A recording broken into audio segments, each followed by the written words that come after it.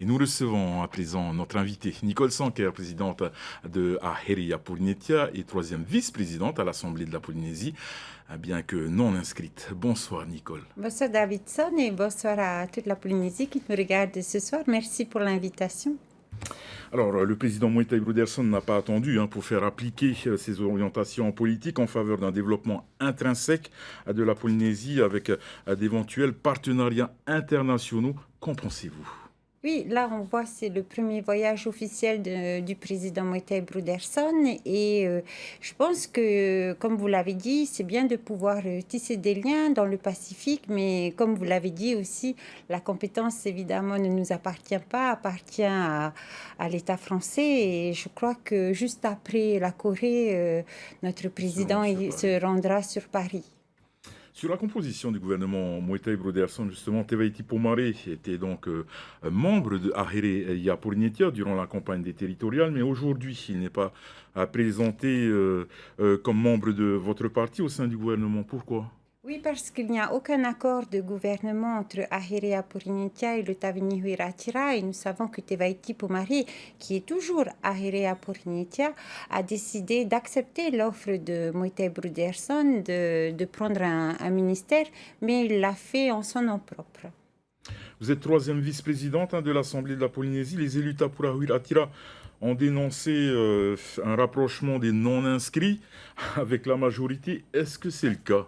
Non, pas du tout. Et nous souhaitons remercier le Tavini Huiratira et plus particulièrement le président Anthony Géros d'avoir eu un autre regard sur Aherea Polynetia et de par cette nomination en tant que troisième vice-présidente, c'est un peu une reconnaissance finalement des 25 000 Polynésiens qui nous ont apporté leur soutien lors de ces élections. Aujourd'hui, c'est vrai que nous avions espéré avoir une présidence de commission, ce n'est pas fait, mais pour tout vous dire, le Tapura a eu sa présidence de commission, alors que ce n'était pas une obligation de la part du président de leur en donner. Alors, est-ce que ça veut dire que le Tapura se rapproche du Tavini? Il y a des interprétations comme ça que le Tapura veut faire pour semer le trouble et surtout apparaître finalement comme le seul parti autonomiste. Et il faut à tout prix essayer de faire une interprétation que Aherea Polynetia est un parti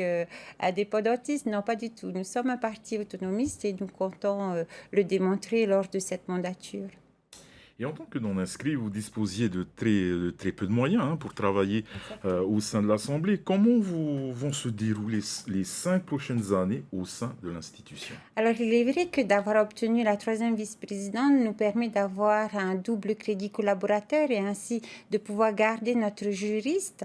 Nous souhaitons être une minorité constructive, évidemment, avec le gouvernement. Nous avons un programme que nous avons défendu pendant cette campagne et nous sommes sûrs que le jour où le gouvernement présentera une réforme fiscale, nous essaierons d'introduire dans ce texte des amendements pour porter justement l'allègement des impôts ou bien même le relèvement du seuil des TPE, des mesures que nous avons défendues pendant le programme. Mais sachez que nous sommes déjà au travail puisque nous avons déposé la semaine dernière la loi de pays sur le PAX que le Tapura avait refusé d'examiner lors de la dernière mandature.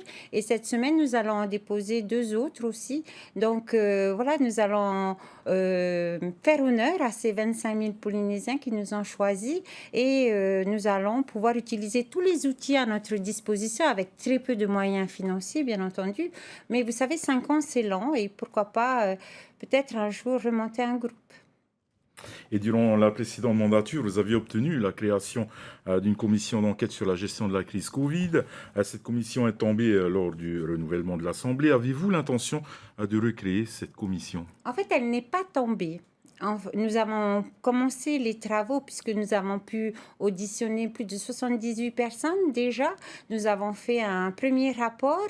J'ai écrit au président Géros la semaine dernière pour justement poursuivre les travaux de cette commission d'enquête parce que nous n'avons pas encore auditionné le président du pays, le haut-commissariat et même la population. Là, je pense que la population attend aussi de pouvoir témoigner comment ils ont subi cette gestion de la Covid.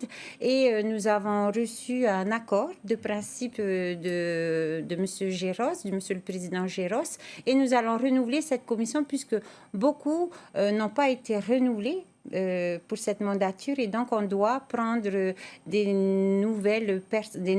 nouveaux représentants pour constituer cette commission d'enquête. Nicole, ce sera ma dernière question. Dans 2 ans se tiendront les élections municipales. Vous êtes déjà préparé pour ces échéances? En tous les cas, nous avons tenu notre conseil politique et beaucoup de nos membres ont exprimé leur volonté de participer à ces élections. Nous les accompagnerons et évidemment, on profitera de ces 2 ans pour discuter avec peut-être d'autres partis, d'autres membres qui seront intéressés pour bâtir un projet communal cette fois-ci. Et nous allons accompagner nos équipes. Merci beaucoup, Nicole Sanquer, d'avoir accepté notre invitation. C'est moi qui vous remercie.